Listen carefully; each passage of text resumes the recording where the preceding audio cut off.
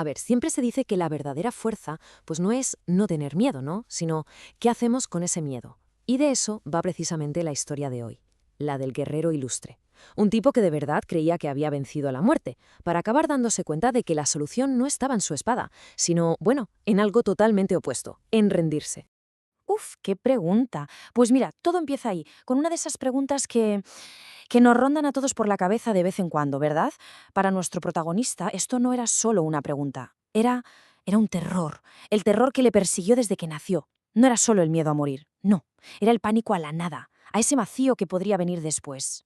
Pero claro, en un mundo en plena guerra, ese miedo, pues lejos de paralizarlo, hizo todo lo contrario. Lo convirtió en lo que era. Fue, digamos, la gasolina que alimentaba su entrenamiento, su disciplina, todo. Para intentar acallar ese pánico, se propuso ser imparable. Y vaya si lo consiguió. De ahí su nombre, el guerrero ilustre. Llegó a convencerse a sí mismo de que su habilidad, que era casi sobrehumana, no era solo una forma de defenderse, era como una armadura que lo hacía invencible. Y aquí está el quid de la cuestión. La gran ilusión para todo el mundo, e incluso para él mismo, era el coraje en persona, un hombre que no le temía a la muerte. Pero la realidad, la realidad era otra cosa. En el fondo, no había vencido al miedo, para nada. Se había hecho un experto en esquivarlo, en huir de él. Usaba toda su fuerza como un escudo para mantener a la muerte a raya. Siempre, siempre un poquito lejos. Pero claro, esa sensación de control, esa ilusión que había construido con tantísimas victorias, estaba a punto de saltar por los aires. Porque un día la muerte se le presentó de una forma que no se podía combatir ni con espadas, ni con escudos, ni con nada. Y llegó la noticia. Un mensaje simple. Tu hermano se está muriendo. Para el guerrero ilustre esto era, bueno, pan comido, por así decirlo. Un enemigo que ya conocía. ¿A cuánta gente había salvado de la muerte en el campo de batalla? Así que él sabía perfectamente lo que tenía que hacer. O, al menos, eso es lo que él creía. Su reacción fue, instantánea. Instintiva, no se lo pensó dos veces, directo a la acción. Cogió sus armas, claro. Era el único idioma que él conocía para hablar con la muerte, la única forma de discutir que siempre, siempre le había funcionado. Y se lanzó a correr, como una fuerza de la naturaleza, imparable. Su cuerpo era pura voluntad de ganar, de vencer. Se comía el camino que le separaba de su hermano.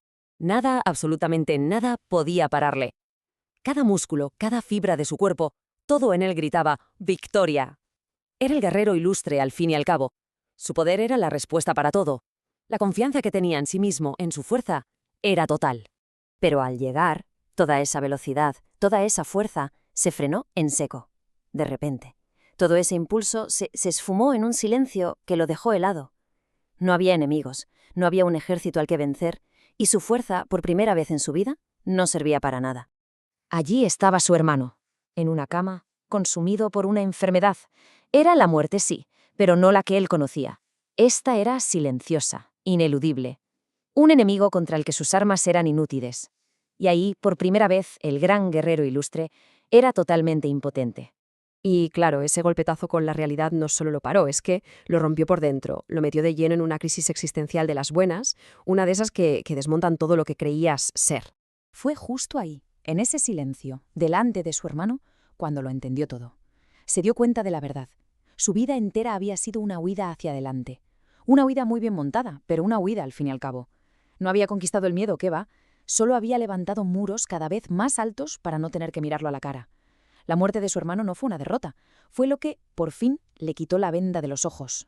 Y esa pregunta se convirtió en un eco constante en su cabeza, una tortura. Su mundo, que antes se basaba en la lógica de la fuerza, si eres más fuerte ganas, de repente no tenía ningún sentido. Era un absurdo.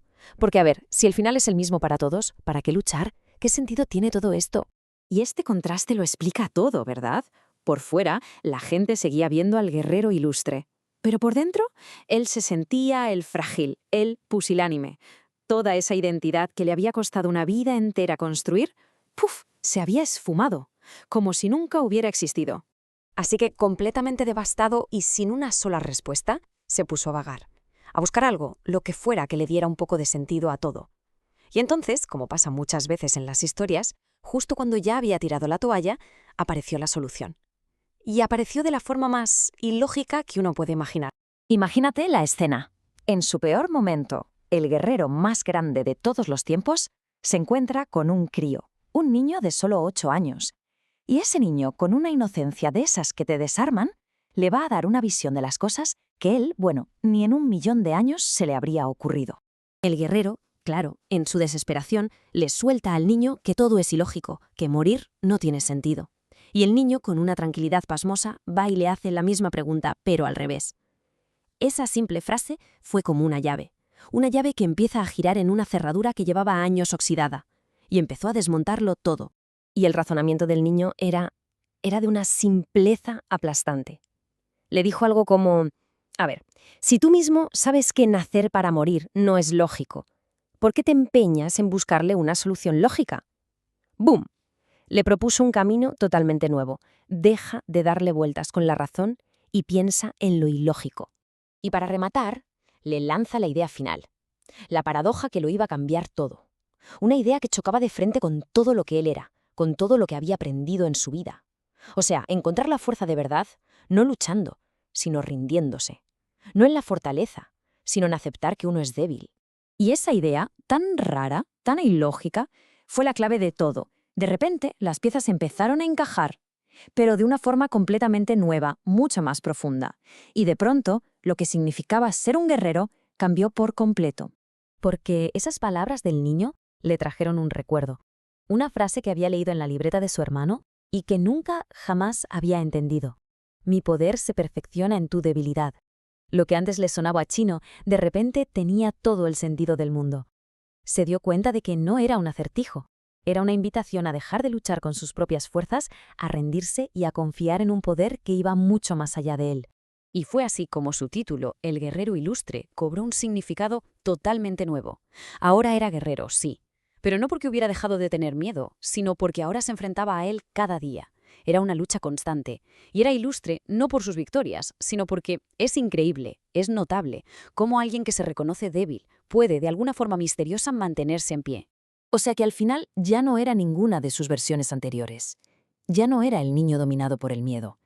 Tampoco era el guerrero que usaba su fuerza para huir. Y tampoco era ya el hombre frágil y traumatizado. No.